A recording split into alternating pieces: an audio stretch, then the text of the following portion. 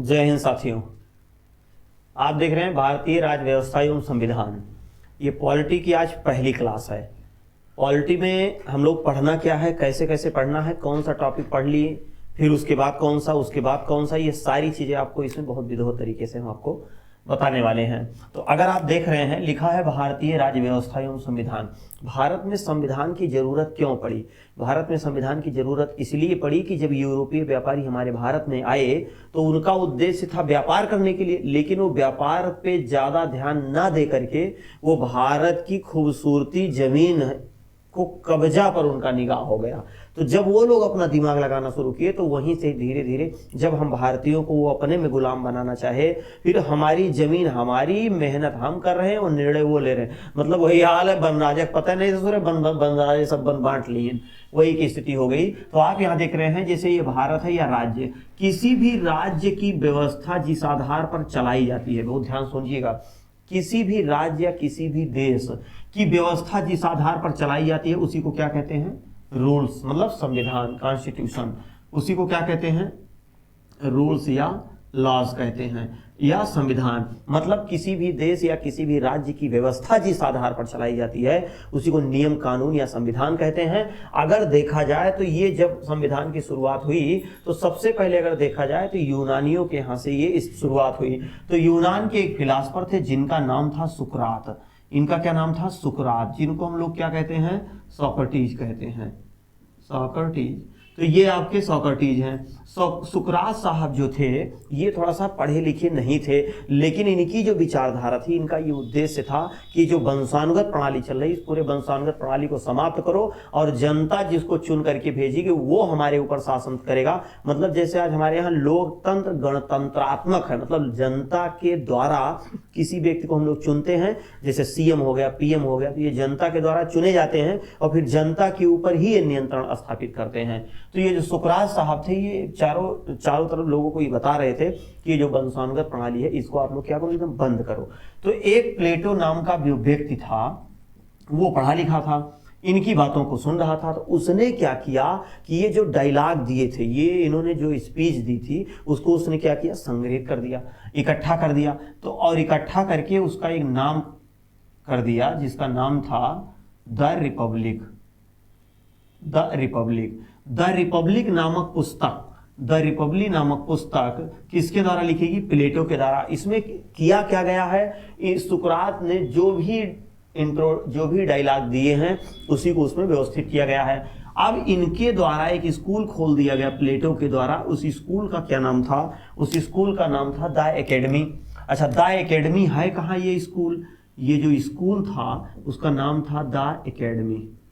The academy ये कहां पड़ेगा आपका? एथेंस में। एथेंस कहां है आपका? यूनान में। तो प्लेटो के अब इस स्कूल में पढ़ने के लिए व्यक्ति गया जिसका नाम था उस बच्चे का अरस्तु।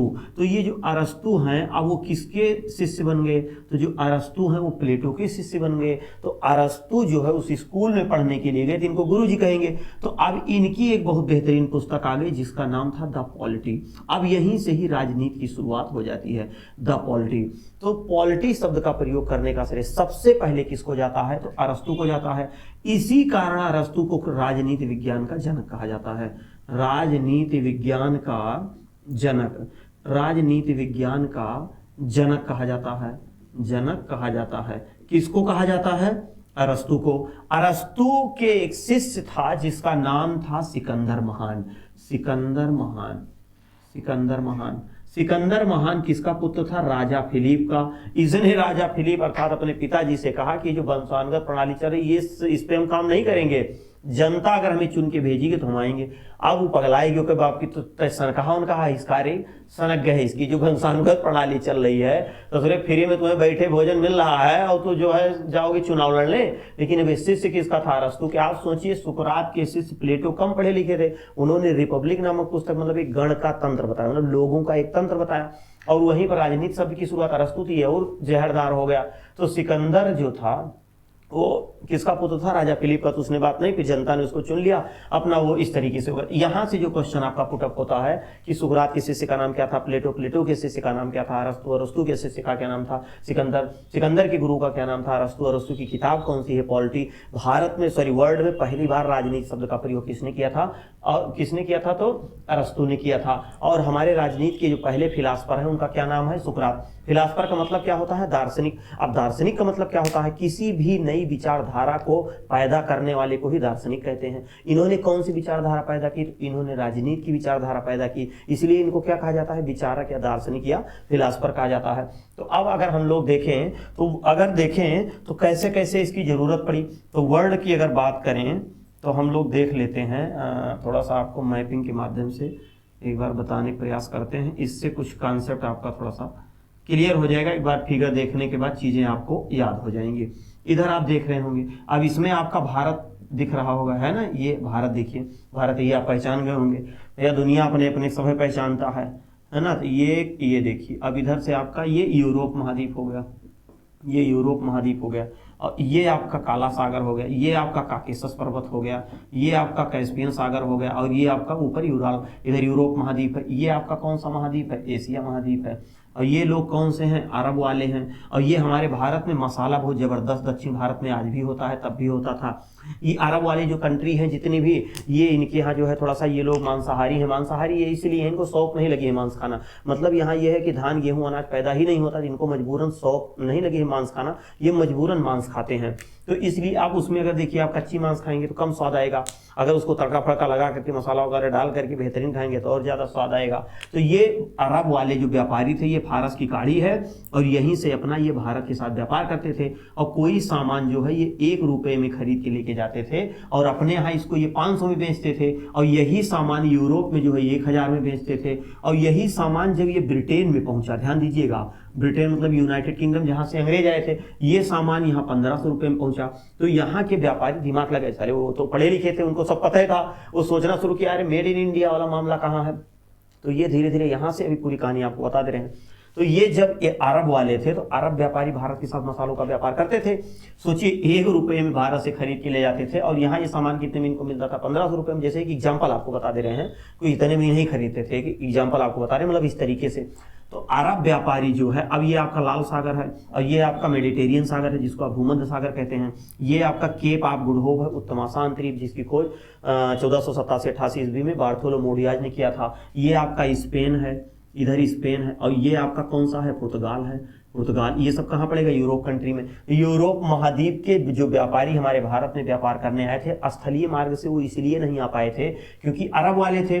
तो अरब वाले जब सामान इनको देते थे, तो यूरोप व्यापारी जो थे ये दिमाग लगाए चलो इधर से चला जाए, हम लोग सीधे भारत चलते हैं। तो ये लोग अपना डेरा डंडी लेके यहाँ से चल पड़े। जब अरब वाले मिले, पूछे भैया कहाँ जा रहे हो, तो कहीं हम जा रहे हैं भारत से व्यापार करने, कहीं चट्टा का निकाल भाग यहाँ से। इनको इसलिए डांट दिए कि अगर इनको ये पता चल जाएगा कि सामान से 1 रुपए में मिल रहा और हमें कितने मिलता है 1 में, तब तो हमारा व्यापार खत्म हो जाएगा। तो इसलिए जब अरब का व्यापार खत्म हो जाएगा, तो ये लोग इधर से इन लोगों को जाने नहीं दिए, तो ये लोग इधर चले आए। इन लोगों ने दिमाग लगाया कि अब तो हम खोज लेंगे इंडिया कहाँ है, हम लोग चल के सीधे सामान वहीं से लेकर के आते हैं।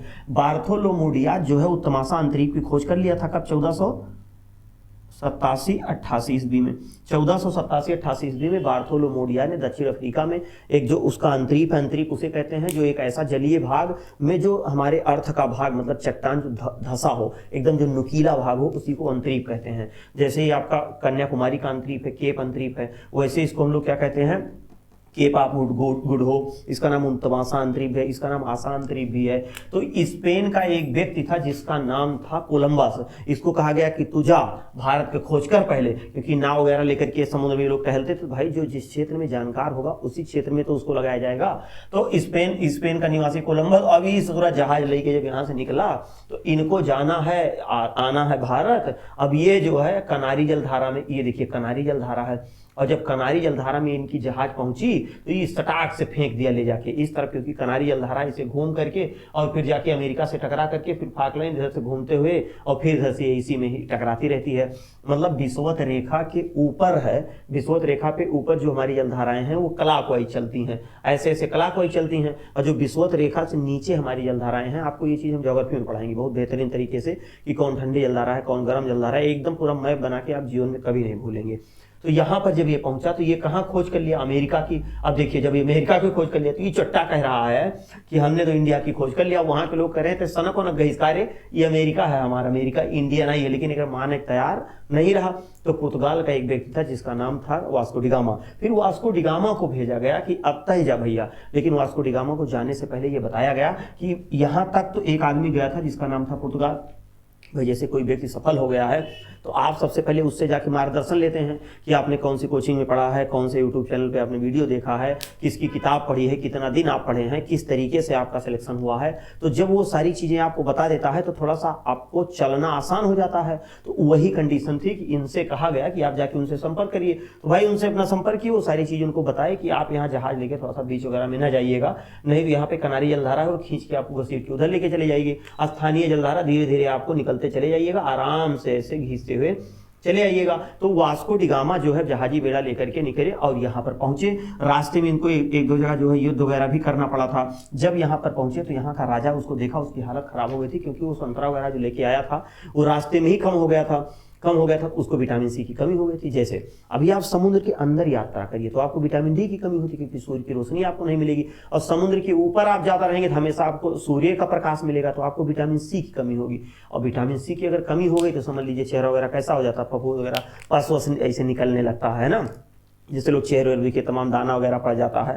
तो दाना वाना जो ये सब पड़ जाता है इसकी किसकी कमी होती है, ये सब विटामिन सी की। तो उसको पुट्टी लगा के उसको सही करते हो, पुट्टी सुट्टी लगा के नहीं, जब अंदर से थोड़ा खोखला है तो बाहर से पुट्टी लगाए थोड़ा ना काम चले, उसमें आप अंदर से उसको मजबूती करिए, चेहरे पे चमक अपने आप आ जाएगी। तो विटामिन सी की जब कमी हो गई थी इसको पस वस निकलने लगा, एकदम बड़ा दयनीय स्थिति हो गई। अभी जब यहाँ पहुंचा तो यहाँ के राजा ने देखा यार तुम्हारी हालत खराब है, ज्यादा पहले हमारे बगिया में जितना खाए पाओ संतरा फंतरा खट्टा फट्टा सामान था। तो जब यहाँ पहुंचा तो खाया, और तब तक यहाँ का एक व्यक्ति था जिस गुजरात का। अब उस समय गुजरात का एक व्यापारी यहाँ व्यापार करने आया था। अब देखो 1498 में, मतलब गुजरात का व्यापारी कहाँ व्यापार करने आया है, दक्षिण अफ्रीका में।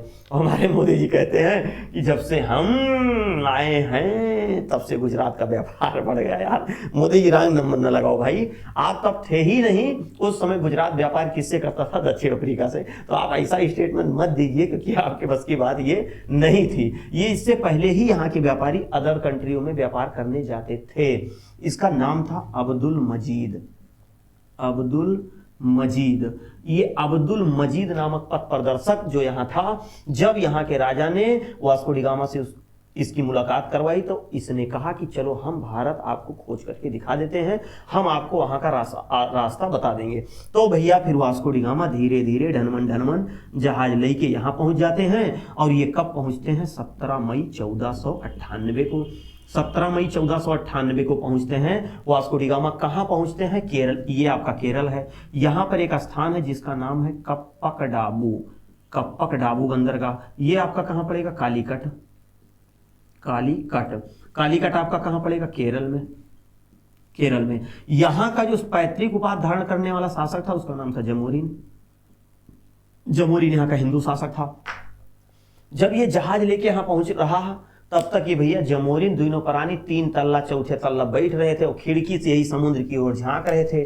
तब तक कि जब जहाजी बेड़ा लेकर के यहाँ पहुंचा तो जमोरिन दुल्हन से अपने कहीं देखो इस समुद्र में कोई टहल रहा है, ये कौन सिस्टम है, चलो ये तो देखो पनिया को ऊपर टहल रहा है।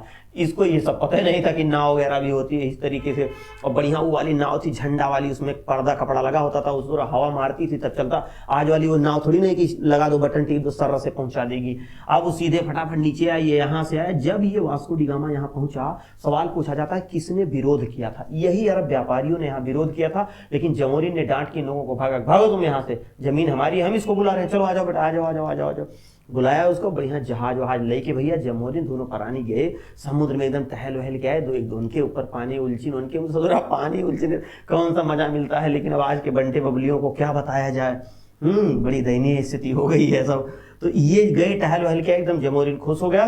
वास्को डी गामा ने जमोरिन से बात वगैरह की, जमोरिन ने सब कुछ कहा जो है कि आप आराम से अब हमारे यहाँ व्यापार करिए। जमोरिन ने जो है अपने यहाँ सैनिकों से कहा एकदम भर दो इसकी जहाज, फिर इसकी जहाज एकदम भर दी गई मसाला से, एकदम फुल कर दिया गया इसकी जहाज को एकदम फुल। अब जमोरिन ने कहा दे भैया एक डल्ला फो जोड़ ले पहलवा पिछवा से, एक रस्सा लगा के दूसरा नाव जोड़ दी, ये भर दे, इतना खुश हुई। खुश इसलिए हो गया था क्योंकि वास्को डी गामा ने, जमोरिन ने कहा हम आपको 1 रुपये में देंगे, सॉरी 4 रुपये में देंगे। उसने कहा यार ले जाओ 8 रुपये में। दुल्हनी बन के 2-4 तल्लक झुमके उमके दे दिए, एकदम 2-4 साड़ी फाड़ी पाएगी भाई। और तो किसी की क्या होती है, 2-4 साड़ी दे, 2-4 झुमके दे दिया, खुश, काम खत्म। उसके बाद 2-4 बार उनका तारीफ कर, जैसे भी मान लो आप घर पे पहुंचे है ना, बीवी आपकी एकदम खाना बना रही है, गर्मी से एकदम हालत उसकी खराब, आप पहुंचे तुरंत उठाइए तो ले, अरे मेरी सोना है, तो थोड़ा तौलिया वौलिया हाँक दीजिए, बस वन का होता नहीं, जितने आप उनको पानी चढ़ाए रहेंगे खुश मामला, बस फिट है। वही स्थिति है, आप जान लीजिए यहाँ भी थी। अब जो है एकदम पूरी तरह से इसको मिल गया। और यहाँ से जब व्यापार करके कहाँ पहुँचता है, ये यहाँ पहुँचता है, तो यहाँ के लोगों को जब पता चला कि सामान 25 रुपये में बेचना शुरू कर दिया 50% आरक्षण करके। और इसको तो वास्को डी गामा को पता चल गया था कितना सस्ता सामान है। ये लगभग 60-65 गुना जाके कमाया, खूब कमाया। काफी दिनों के बाद तब ब्रिटेन के व्यापारियों को पता चला, फिर यहाँ से कोई एक ऐसा आदमी छटक के इनको लोगों को सारी बात बता दिया, फिर ब्रिटेन के व्यापारियों को लेके आना शुरू कर दिया। लेकिन उससे पहले एलिजाबेथ थी। एलिजाबेथ से ब्रिटेन के व्यापारियों ने कहा कि हम भी पूर्वी देशों के साथ व्यापार करना चाहते हैं। तो एलिजाबेथ ने कहा आप लोग एक कंपनी बना लीजिए। तो ये लोग एक कंपनी बनाए जिसका नाम था मर्चेंट ऑफ एडवेंचर्स। कब बनाए थे? 1599 ईस्वी में। 1599 ईस्वी में मर्चेंट ऑफ एडवेंचर्स की स्थापना की एक कंपनी। वही कंपनी 31 दिसंबर 1600 ईस्वी को वही एलिजाबेथ ने उस पर मोहर दस्तखत कर दिया और उसका नाम ईस्ट इंडिया कंपनी कर दिया गया। और उसको 15 वर्षों के लिए भारत के साथ बल्कि पूर्वी देशों के साथ व्यापार करने की इजाजत दे दी गई। अब जब पूर्वी देशों के साथ इजाजत करने के लिए दे दी गई तो वही व्यापारी लोग धीरे धीरे भारत की तरफ आते हैं। मतलब वो अंग्रेज उसी समय 1603 ईस्वी में एलिजाबेथ का सर्वर डाउन हो जाता है, उनका फ्यूज उड़ जाता है, उनकी मृत्यु हो जाती है। फिर वहां का नया राजा जेम्स प्रथम बनता है। जेम्स प्रथम के समय में ही 1608 ईस्वी में पहला जो व्यक्ति आता है 1608 ईस्वी में, जिसका नाम था कैप्टन विलियम हॉकिंस, जो सूरत बंदरगाह पे पहुंच करके और फिर यहीं से ही भारतीय व्यापार शुरू किया। उस समय भारत का शासक कौन था? जहांगीर। कौन शासक था उस समय? जहांगीर। और जहांगीर 1608 ईस्वी में जहांगीर से जो है इसने अधिकार पत्र ले लिया। और उस समय जहांगीर बेचारे एकदम खुश थे क्योंकि जहांगीर का बचपन का प्यार वापस आ गया था। इनका बचपन का प्यार क्या था? आप देखिए, मेहरुन्निसा थी। अब मेहरुन्निसा जो है बचपन के इनके मामला है, दोनों जने भाई ये सब मैट्रिक वाले रहे, लेकिन अकबर ने कहा मेहरुन्निसा से तुम्हारा विवाह नहीं होगा, तुम्हारा विवाह मानबाई से होगा। और मेहरुन्निसा के पिताजी का नाम था अली कुली बेग, और अली कुली बेग को संदेशा भिजवा दिए कौन? अकबर, कि तुम अपने इसका विवाह करो, नहीं लौड़ा हमारा गड़बड़ हो रहा है। तो इनके विवाह भैया अली कुली बेग से होगी। और 1606 ईस्वी में अली कुली बेग के सर्वर डाउन हो गए, अली कुली बेग की मृत्यु हो गई। अब जब मृत्यु हो गई तो मेहरुन्निसा हो गई खलिहर। और 1608 ईस्वी में भैया जहांगीर मेला देखे गए, वही में इनका लिहिन देखे। और जब देख लें तो एकदम खुश रहे को हो अभी तो कोई दिक्कत नहीं है, कोनो प्रकार गड़बड़ी सरबड़ी नहीं है भैया। और जहांगीर देखे रहे, खुश थे। तो आप बताइए कि जब आप खुश रहते तो आपका दिमाग भी बहुत जबरदस्त काम करता है। तो उसी तरीके से आप यहाँ भी जान लीजिए। और 1611 ईस्वी में चला गए, ब्याह हुआ करे इनसे दोबारा, और इनको ला करके नूरजहां और नूर महल की उपाधि दे दिए। और फिर जहांगीर ने कहा हमें 1 सेर शराब और आधे सेर कबाब के अलावा कुछ नहीं चाहिए। अब सारा कारभार कौन देखेगी? मेहरुन्निसा। तो यार इन लोग के कितना दिमाग राहत है, जानते हैं कौन दिमाग राहत है ना। तो इनके विश्वास पे आप करेंगे कुछ नहीं। उस बीच जो है ये क्या नाम था इसका, ये कैप्टन हॉकिंस, ये साला भारत में व्यापार करने के लिए गया था और मनमानी व्यापार ये करना शुरू कर दिया था। तो ये बात जब जहांगीर को पता चली, जहांगीर ने उसको बुला के दंडित किया। लेकिन वो जहांगीर से मिलने नहीं गया, वो सीधे चला गया मेहरुन्निसा के, क्योंकि भाई भारतीय महिलाओं को पटाना बहुत आसान होता है ना। जैसे आप देखिए, पिताजी से भी आप कोई सामान मांगिए और डांट के आपको भगा दे, तो हम लोग सीधे किसके पास पहुंचते हैं? माता जी के। बता रहे लो लो भाई 5 रुपये दे दे, है ना। तो माता जी तुरंत अच्छा ठीक है लो ले जाओ, कोई दिक्कत नहीं है। तो मतलब हमारी भारतीय नारियां जो होती हैं ये बहुत ही दयालु होती हैं, कोई दिक्कत नहीं है। तो इस तरीके से ये गया, इनसे कहा महारानी आप ही का सब कुछ है, कोई दिक्कत नहीं। तो उसने कहा ठीक है जाओ व्यापार करो, कोई टेंशन नहीं। तो ये लोगों को ये पता चल गया कि भारत वालों को लूटना यार बहुत आसान है। और ये ससुरा जब पहुंचा ब्रिटेन में तो वहां के राजा से बताया कि भारत की स्थिति बड़ी बेहतरीन है, वहां जाओ खूब कमाओ, एकदम जितना मन हो उतना सामान वामान तो बड़ा सस्ता है। ससुरा 2-3 रुपये में मिला था जो हम लोगों को सामान सामान 1500 रुपये मिलता था। ये जब बात जाके अपने राजा से बताया तो फिर राजा ने धीरे धीरे ब्रिटेन के लोग हमारे भारत में व्यापार करना शुरू कर दिए, और व्यापार नहीं पूरी तरह से एकाधिकार जमा लिए, और जब एकाधिकार जमा लिए हमारे ऊपर यह शासन करना शुरू कर दिए, तो वहीं से फिर धीरे धीरे संवैधानिक स्थिति शुरू होती है। फिर संवैधानिक स्थिति की बात करेंगे जिसका विभाजन 2 भागों में किया गया है, एक संवैधानिक इतिहास, एक आपका मूल संविधान। तो संवैधानिक इतिहास 1600 से लेकर 1950 तक, फिर उसका विभाजन 2 भागों में किया गया है। 1608 से लेकर के 1672 ईस्वी तक ब्रिटिश व्यापारियों का कब्जा था। फिर 1673 से लेकर 1853 तक 1773 से लेकर के 1853 तक कंपनी का शासन भारत में था। फिर 1858 से 1947 तक क्राउन या ब्रिटिश का शासन, मतलब कि हमारे भारत का शासन पूरा महारानी विक्टोरिया के हाथ में चला गया। मतलब जमीन जायदाद हमार, मेहनत हम करें और निर्णय ये लेंगे, वो हाल हो चुका था उस समय, वही स्थिति थी। तब जाके धीरे धीरे करके संविधान की जरूरत पड़ी। ये जो छोटा सा आपको आज कॉन्सेप्ट दिए हैं, ये समझ लीजिए एकदम बेसिक डायग्राम है, कोई बहुत बेहतरीन चीज आपको बता दिए हैं, इसमें कुछ बहुत नोट नहीं करना है, आप स्क्रीनशॉट लेके एक छोटा सा बना लीजिएगा। इसके बाद जो अगली वाली वीडियो होगी वो बहुत ही बेहतरीन और एकदम टॉपिक वाली वीडियो होगी, और वहीं से 2-3 वीडियो के बाद एकदम संविधान आपको समझ लीजिए कि एकदम आपके जबान पर हो जाएगा। तो ये इंट्रो क्लास थी, मिलते हैं नेक्स्ट वीडियो में, तब तक के लिए जय हिंद, जय भारत, वंदे मातरम।